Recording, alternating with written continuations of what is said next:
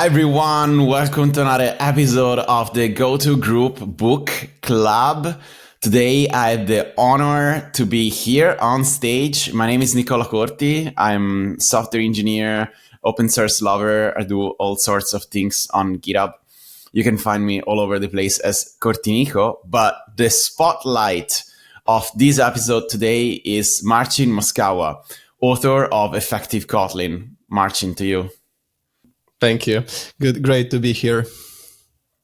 It's awesome because we already know each other. We've been collaborating on a sorts of things, Marcin, and it's amazing. When speaking with you is always a pleasure. So let's start by giving the audience a little bit of introduction on what you do. So what do you do in life? Tell us a little bit about your background and your relationship with Kotlin. I mean, my relationship with Kotlin started long time ago. I counted recently that it is around 11 years ago. Whoa. Most people do not know Kotlin exists for so long, as most people learned about it 2 or 3 years ago. But yeah, Kotlin is actually pretty old language. It is developed since 2010 and open source released in 2011. I use it professionally since 2015. I used it in private project a little bit earlier. When I was Kotlin developer, I was lacking some resources about Kotlin, and I started teaching it. Started first writing about it, writing blogs, writing making some presentations. And this is where I got my idea to write my first book. By the way, when I started writing it with Igor, then there was practically no books published about Kotlin. There was this Antonio Leiva book that was, I believe, in early access, something like that. And when we were writing the book, he published it. I also if I remember right, the first edition of Kotlin in Action was also not sure if published or just disenclosured, announced when we were writing the book, but they were published more or less at the same time. So I guess our book was third on the market or something like that.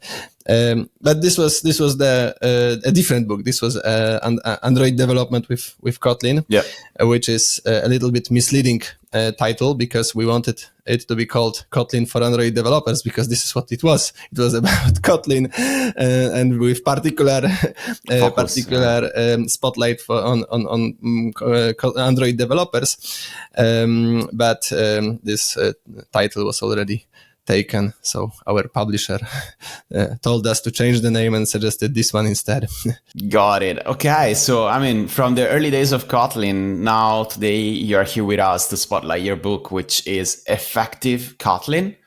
So people in the audience might actually know similar books, like Effective Java. I know that is one of the really popular one. I'm sure there are other effective Star, where Star is the name of a programming language out there. But yeah, I want to give you the opportunity to introduce this book. So what is it all about? How you came up with the idea? Tell us, give us an elevator pitch of this book. You're perfectly right. This is a long tradition of books that actually has started with Effective C++. By Scott Myers, an amazing book by an amazing developer. I believe this was 42.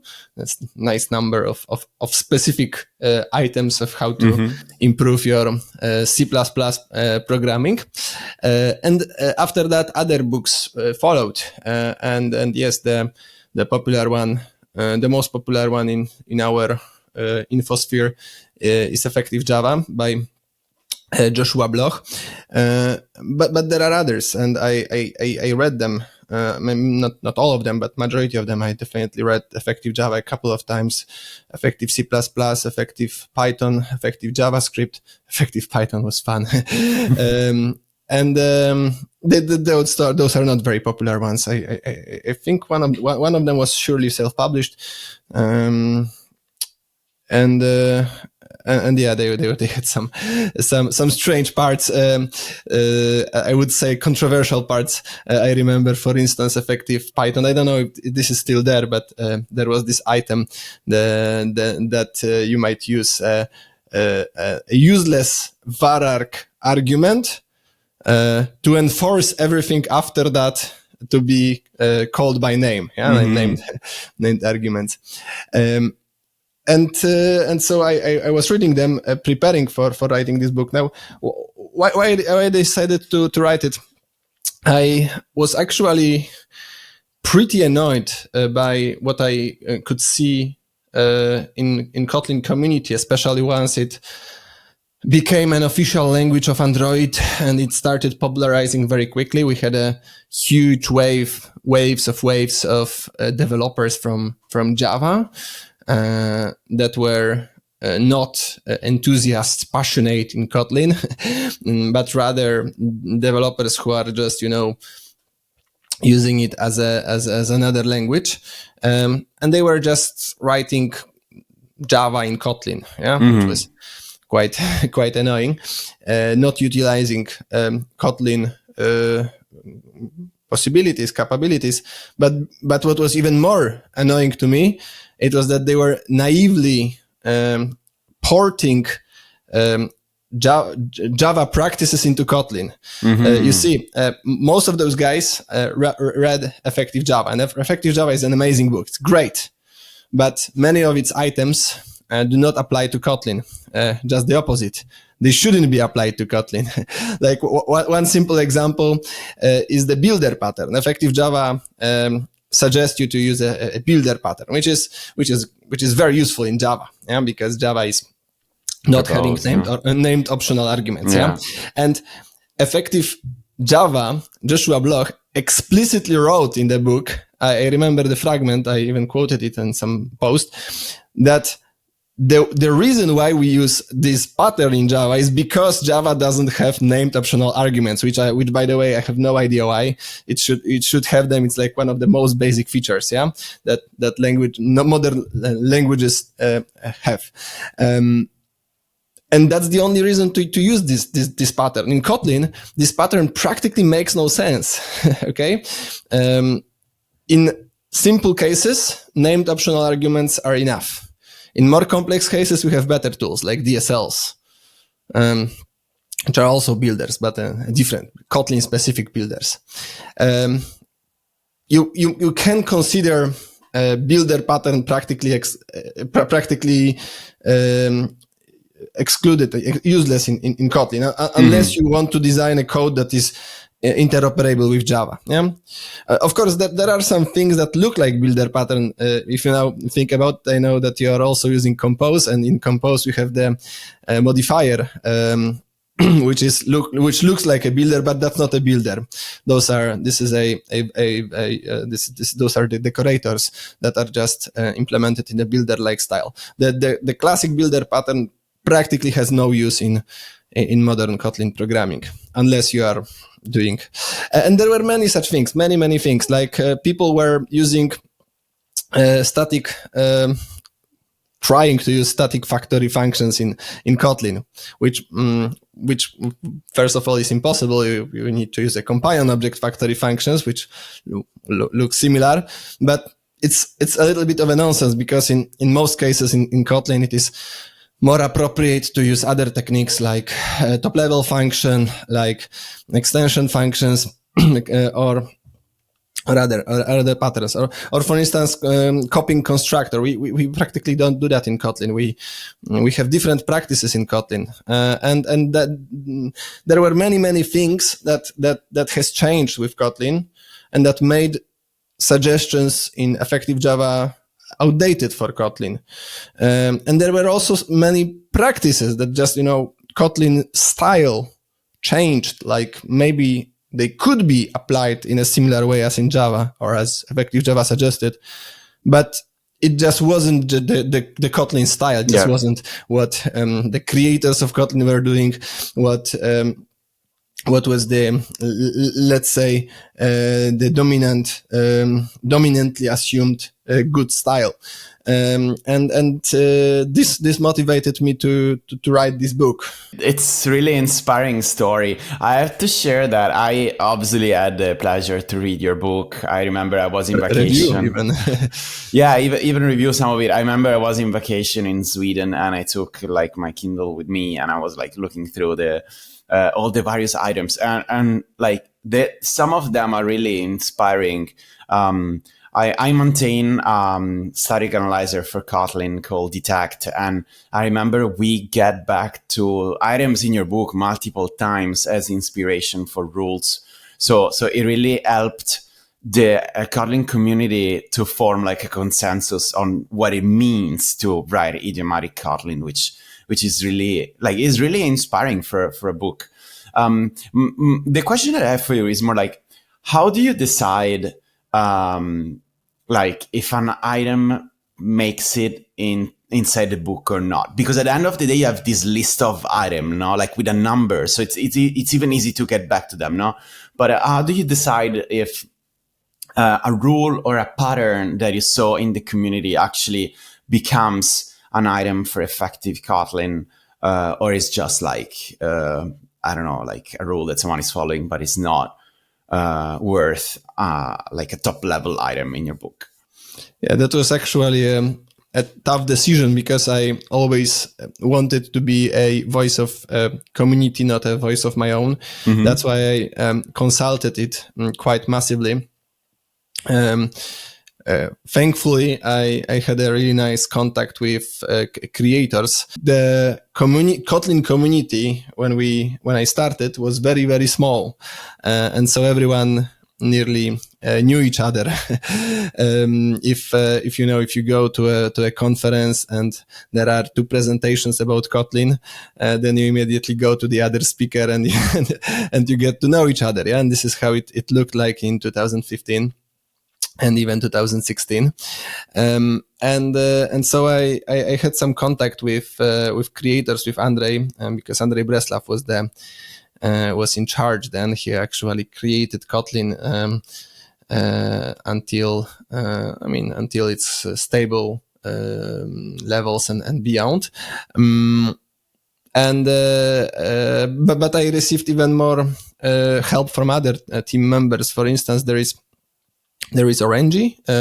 Not sure if I'm pronouncing his nickname right, but he's an amazing developer with a very deep insight. He created Ktor and many libraries, and he was very, very helpful on the way. We had quite a few discussions about different suggestions, what was very, very helpful. Outside of that, I made a massive research. I might say I was like writing this book, rewriting. If you collect all the pages that I wrote for this book, I think it would be 3 times as big, and it is already a massive book. I read, as I said, pretty everything I could I could find in this topic.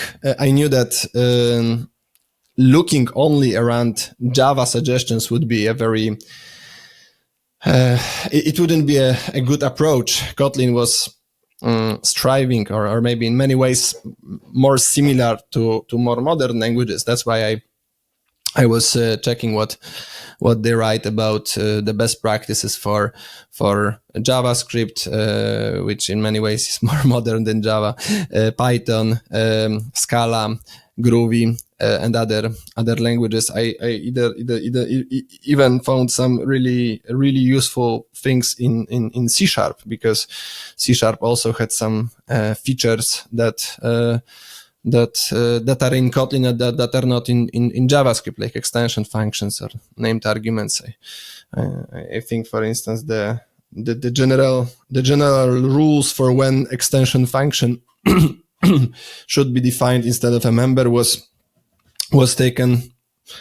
I mean, I took it from the documentation of of Kotlin, but Kotlin like nearly literally copy pasted. It was there in documentation for a very short time, and it was quite literally copy pasted from documentation of C#. And later they removed it, but that was my key inspiration for the item. There were also some presentations that Kotlin creators made. And there was a presentation, Idiomatic Kotlin by Dmitry Yemerov, that was never really well recorded. I mean, it has, I'm not sure if you can find it right now on YouTube, but back in the days, this presentation had only one recording, which was like extremely poor quality, and not a very popular one. But Dmitry was one of the key creators, one of the first people who joined the Kotlin team, and he had a very, very deep insights. And he also co-authored with Svetlana, co-authored the Kotlin in action. So his insights were very useful, and I included nearly all of them in different items of effective Kotlin. Awesome. So talking about different items, because now we sort of presented the book, but let's try to make it a little bit more practical for the users. And I want to ask you, what is your favorite effective Kotlin item? The one that you always remember, or the one that you always quote? I think to use factory functions would probably the one, or to avoid or to prefer composition over inheritance. But those are, of course, not originally my items. They are actually present in nearly all effective X formats, as they are quite well-established items. However, I must say I'm pretty proud of those two, because I think I made those items very, very Kotlinish. So in the item to use factory function, I mean, to prefer factory functions instead of secondary constructors, because, okay, you still need a constructor to create an object. You cannot live without a constructor. But the thing is that for creating something outside of a basic way of creating an object, basic in a way that the one that corresponds directly to the shape of this object, instead of making other constructors, it's better to use a factory function. And I'm very proud of this item, because back then, and still on many blog posts, people are just quoting effective Java, which is, suggesting to use factory functions, which as I said, companion object factory functions, which are not very Kotlinish, which are very, very strange thing in Kotlin. Whereas I here extracted all the basic ways of creating objects, creating different kinds of objects, that are used in Kotlin, and I think it is a very, very nice summary that for a universal factories of some kind, you are using top level functions. But if you want to create a copy of an object, or transform or convert from one type to another, you are using conversion functions or an extension function with these two prefix, to and the other type. And if you can use a factory object for complex objects that require dependency, etc. So I think I made a nice repository of all the different ways how we create objects, and in what situations we generally use them. And about using composition over inheritance, I also am very proud of that, because Joshua made a very, very good argument about the problems with inheritance. He directly pointed out what was, very shocking and revealing for community, that inheritance breaks encapsulation and can lead to some serious problems in longer run. And that was very insightful, very useful. I think it's amazing. I also included that. Yeah. But I think he still missed something that is much bigger.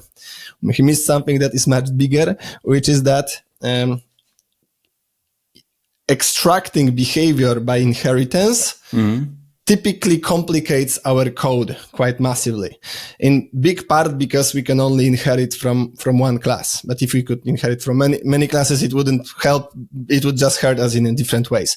The point is that if you want to extract some functionality, if you use inheritance, it's first of all implicit. It's hard to find it.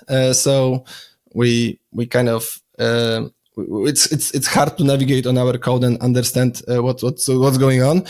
Second of all, it is hard to organize it because you must put it on the upper class, but you can only inherit from one class. So in the result, we have these massive classes like base activity or base controller or base whatever, which has massive amount of classes and all these kinds of problems that I could observe over the years that are the result of overusing inheritance for extracting common behavior. I think that's the strongest argument against inheritance. And I am very proud to myself that I defined it and I described it there. Awesome. Like it's amazing to keep you to hear again about those items. Now you make me want to get back the book and give it another read. And talking about this, actually, I'm curious because Kotlin, the language itself, is evolving. Like for folks that are not into it that much, version 2.1 got released some weeks ago, and it's containing new language features like guarded one and so on. So I'm wondering, like, how does effective Kotlin keep up to date with an evolving language? And it's not just new language feature now. We saw like Kotlin getting more and more multi-platform. So I assume there will be items that are more like specific to, I don't know, using Kotlin in a multi-platform manner. So like in general, how do you keep your book up to date? Are you planning a second edition? How do you evolve it? Kotlin in its core hasn't really changed much. I mean, since I published this book, you're right that Kotlin introduced some other capabilities. Yeah, throughout this time, coroutines were released, which was a huge thing. I haven't updated effective Kotlin with coroutines because I published a separate book about coroutines, which is explaining coroutines, but also describing best practices for using them. So that's why I feel perfectly fine with not describing coroutines there. If you want to learn about coroutines, if you want to learn how to use coroutines, just check out my other book, which is also extremely popular.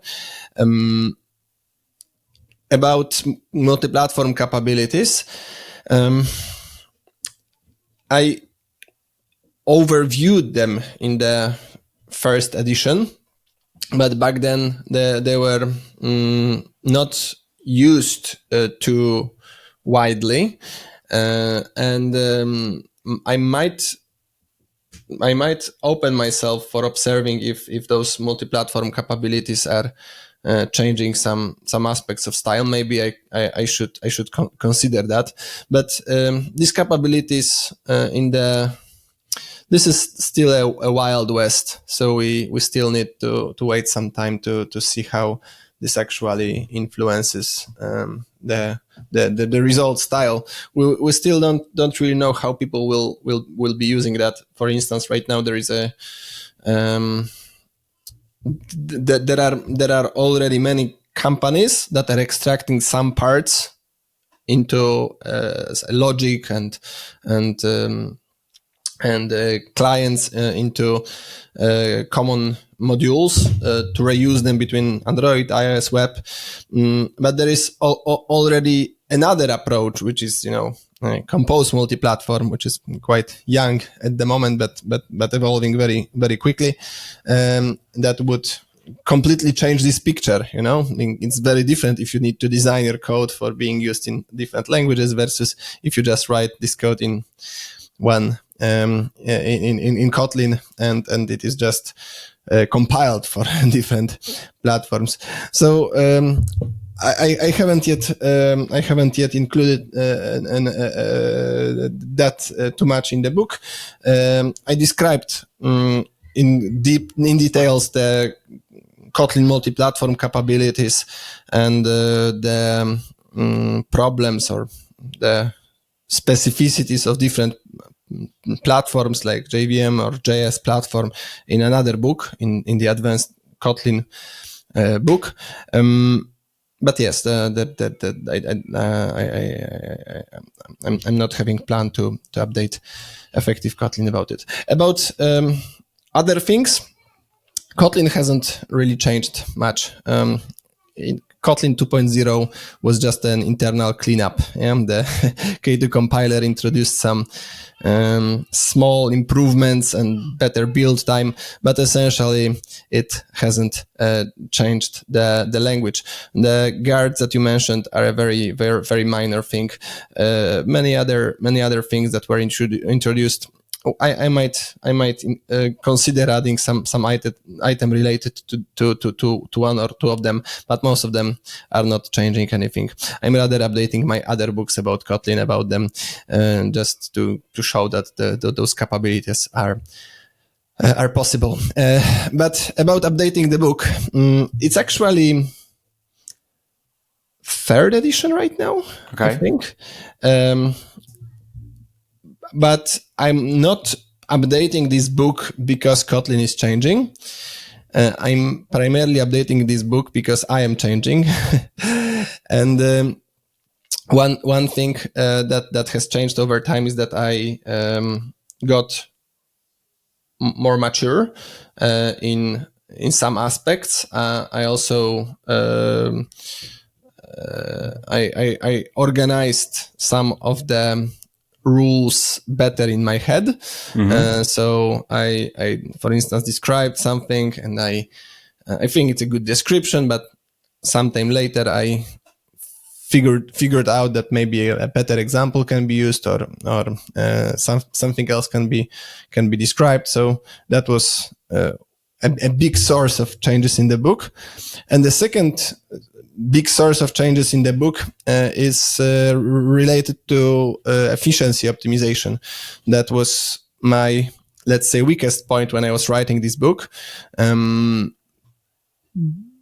I read a lot about performance optimization, but I wasn't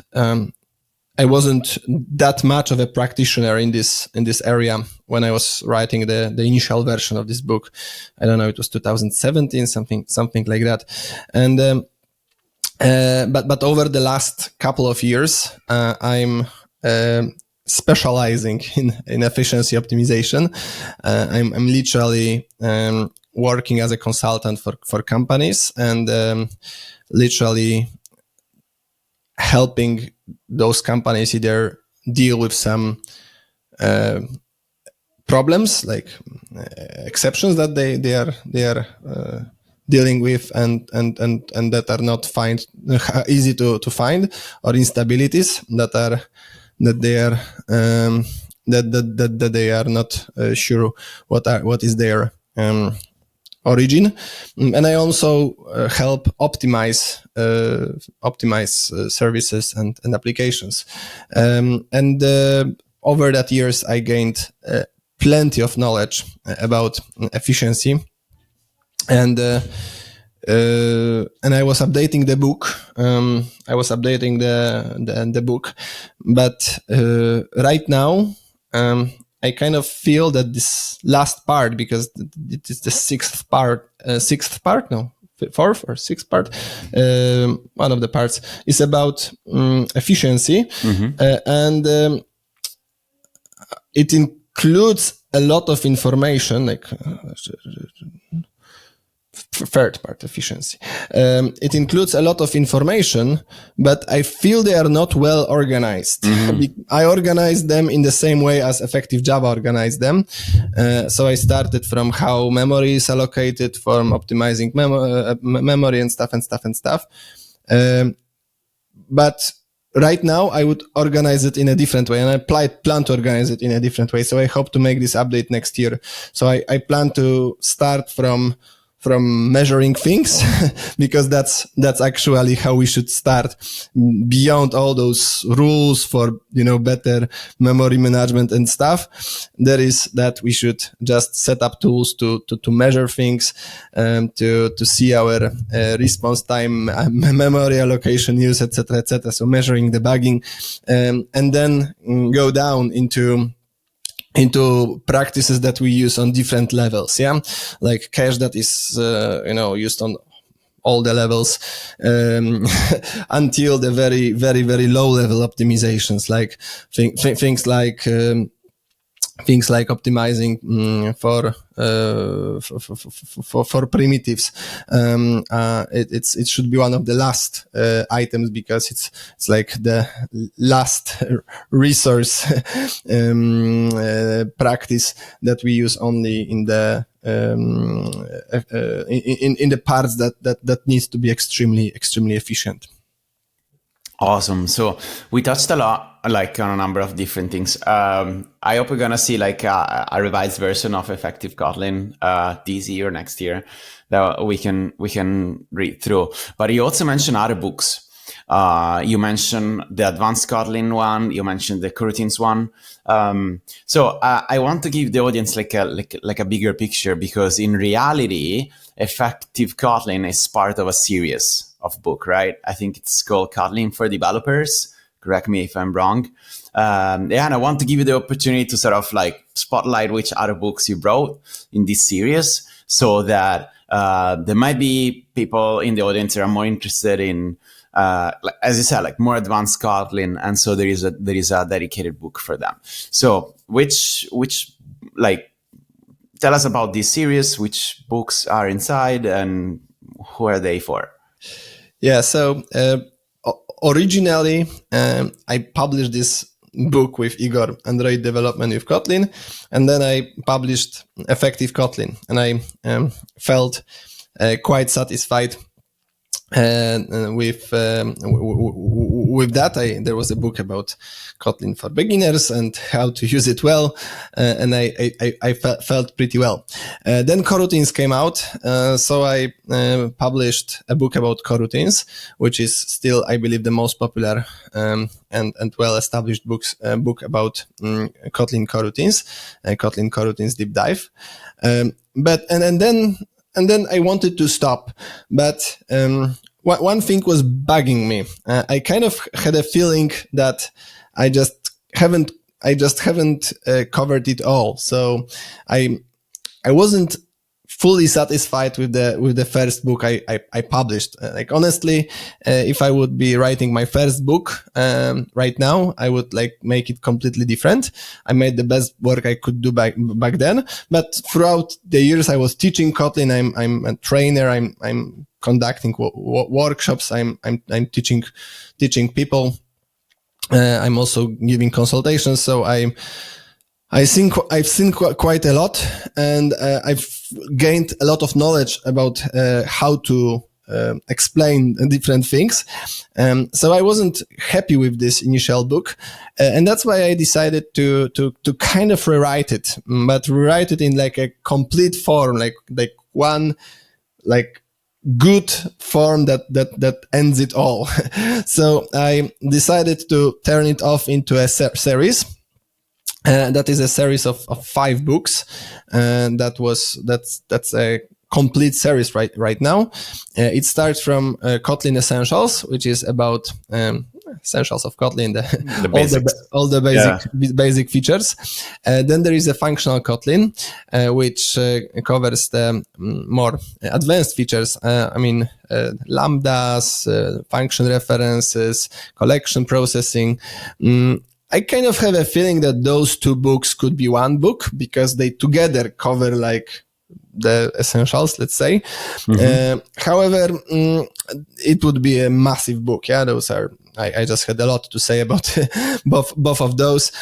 So I wanted to cover things about all the different collection processing functions with real life examples and all the other features, like how to define your own DSL. How to use scope functions, let with apply. So I had a lot to say. That's why there are two books instead of one. But I think they are dividing pretty nicely. The Kotlin Essentials is kind of enough for a person who just wants to use something similar as in Java, but in Kotlin, and effective and functional Kotlin is very good lecture for those who are basic Kotlin users and want to improve their Kotlin skills. Then in the series, then there is Coroutines, which is like the next level. Once you know all the basics, you should learn Coroutines, as they are extremely useful and important in Kotlin, both in Android and in backend world. And then there is the book Advanced Kotlin, which is actually one of my favorite books. It's a book I really wanted to write, even though there is no that much audience for this book, because it's a book particularly about advanced Kotlin features.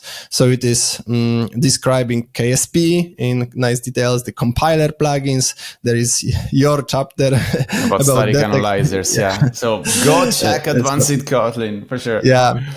I actually love this book. I was extremely passionate writing it. There is about multi-platform development, about the specificities of Kotlin JS, about interoperability with Java, about generic variance modifiers, about delegation pattern, like only advanced Kotlin features. And it's packing the whole book, and I think it's amazing. Yeah, the annotation processing. So very fun book, but for a very particular audience, for a very small audience of people who are very good in Kotlin and are interested only in advanced things. And then it kind of ends with effective Kotlin, which is about the best practices for using Kotlin. So folks in the audience that have desire to learn Kotlin have plenty of opportunity with your series. You can find it on Amazon, on LeanPub. So go check them out. So as the episode is slowly getting to an end, I actually want to ask you one final question. And it's about an initiative that I know you ran some years ago. And I think it helps the audience get like an understanding of you as a person and as a teacher, as someone that wants to give to the rest of the community. And this initiative was called Give It Forward. I want to leave you the stage to tell us what it was about, and use this as a closing note for this episode. I would love to resume it again with other books, but I just wanted to spread some knowledge about programming in the community. In the wider community among non-developers. And my reflection was that there are plenty of great materials for learning programming. Yeah, you can use YouTube, you can use free courses. There is plenty of ways for learning that. The problem of people is that they do not know how to start. So I decided to write a book. I decided to write a book about programming from scratch, which I wanted I wanted it to present the basic concepts of a language and make it like fun, interesting, entertaining. So that someone can just read it, feel feel that programming is fun and learning about programming is fun. And then like a very big part of this book, I mean, there is a part with practical application. I will explain it in a moment. And then the very big part of this book is what to do next. So there is a chapter, hey, if you want to learn next, there are plenty of ways. I mean, there is a chapter, hey, this is what you can do. But then there is a chapter how you can learn, so you can find YouTube courses and some examples of YouTube courses. So you can use some free courses and some examples. You can even use games to learn programming. You can use applications for that, etc., etc., etc. So that was the idea. And I wanted to inspire as many people as possible. So I decided I don't want to write. I decided to not write about Kotlin, because as much as Kotlin is amazing language and it is extremely important in Android community, it is still a little bit of a niche in the wider community. If someone asks me how to most easily find a job as a programmer, I'm not telling that person learn Kotlin. I'm telling that person learn JavaScript or Python. Yeah, those are much easier ways to start with programming, at least at the moment at the market. And so I published the first book about JavaScript. I was describing all the basics of JavaScript. There was a chapter when we were making a game. On JavaScript, there was a ping game, and there were all the things how to learn JavaScript forward. I paid for 1,000 books, 1,500 books, I think, with the label "Give it forward." There was an instruction: do not keep it, just read it or not, and give it to another person who might benefit from that. And we just gave it away. I mean, some of them like physically to a person. Many of them were sent to some schools, to some foundations, to some hospitals, even to prisons. So to different places. And I know people, and I know they are going around. I'm still sometimes receiving some information that someone sends, "Hey, I received this book, and it's amazing that you did that." A year later, I made another book, which was about Python, which was even bigger because I wanted. Python has plenty of usages, so I added a part about different practical usages. So there was like a short chapter how to write a backend application, how to analyze data in Python, how to make a script or something like that. And there was of course a game. Can you guess what game was made in Python? Snake, yes, that's exactly that. So we were making Snake in the book about Python, and I also paid for, I think, 1,000 book, but I believe 1,500 was sponsored by Allegro, by the company, and we also gave them away. I'm not sure right now if they sponsored JavaScript or Python, because it was like before pandemic, but one of them, I believe they sponsored Python. And I really want to resume that and publish other books in this formula and give them away. Of course, those books are also available in the market. But I intentionally made them like really cheap. They are like much cheaper than other books in the market about that. Also, I might add that I'm from Poland, so those books were published in Polish. But once the war has started, we also made an edition in Ukrainian. We found a people who wanted to translate this book into Ukrainian. So they translated it, and we also had correctors, and we also bought some bundles, and we gave it away. Many of them were actually sent to universities on Ukraine. That's amazing. Like the whole idea of having, those books that people can share around and keep on learning. It's an amazing initiative. I I remember like seeing a picture of you with the books in hand, like, please take one. Okay, so we reached the end of the episode. Amazing wisdom as always, Marcin. It's always nice to meet you. It's always a pleasure, really. I want to give you one last opportunity to share with the audience where people can find you online if they want to connect with you, ask you a question. Asking questions is easiest on Twitter. Or X. I'm using it. You can also send me something on LinkedIn, but I'm checking it less often. You can also probably quite easily find my email on different places. You can, if you are interested in workshops, then I'm making regular workshops, open workshops teaching Kotlin. You can find them on kt.academy. It's from Kotlin Academy, and I also organize in company workshops so if you have budget, and you can organize a workshop in your company, then I'm sure we can set it up. Amazing. And with this, I want to thank you very much for being on stage with us today, Marcin. Thank you. My pleasure. And I also want to thank everyone for listening in the audience. And I hope you enjoyed the episode and have a great day. See ya. See you. Subscribe to the GOTO YouTube channel now and join the experts in person or online at any upcoming GOTO conference using the promo code Book Club. Visit gotopia.tech to learn more.